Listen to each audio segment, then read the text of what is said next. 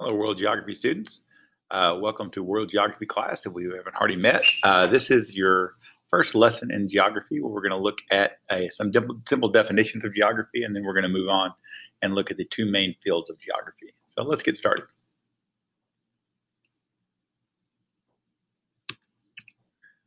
What is geography?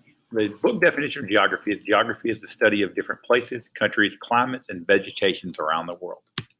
It explores the relationships that humans have with these environments. So essentially, geography can include almost anything that takes place on the planet, from rivers and streams and mountains to weather to what people are doing uh, in these environments, how the buildings look, architecture, economies, governments. All this stuff can fall under under geography, and we'll explore all that over the course of this class. It's a lot more than just maps. So if you get in my class, if you're coming to school and you get in the classroom, you'll see a lot of maps around here. I'm looking at them now. But that's really not what geography is all about. It's about a lot more than just maps. There are two main fields of geography, and this is what we want to focus on today. The first is physical geography, and physical geography is just kind of like what it sounds. It concentrates on the physical environment and the natural process of the earth. So what are we looking at? What's happening on the earth? What's the land look like? Is there trees like here in East Texas? Is it flat and dry like in West Texas? Is there snow like in the mountains? Is there lots of mountains? Is it a desert? What are we looking at? What's the land actually look like? And then what's going on within nature in that area? Again, the weather, the climate, and we'll talk more about that as we go.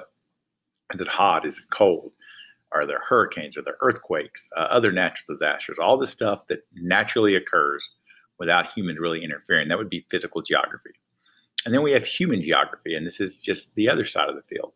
This looks at how people and cultures are distributed across the world and how they interact with their environment. So this can include just about anything people are doing.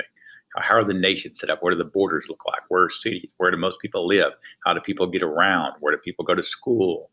What's the culture like in that area? What do they like to eat? What's their economy? How's their economy based on? Are they farmers or are they businessmen? What are they doing there? What's the government like? What do the buildings look like? All these things can be part of and are part of human geography. So now you have the two main types of geography and a definition of geography.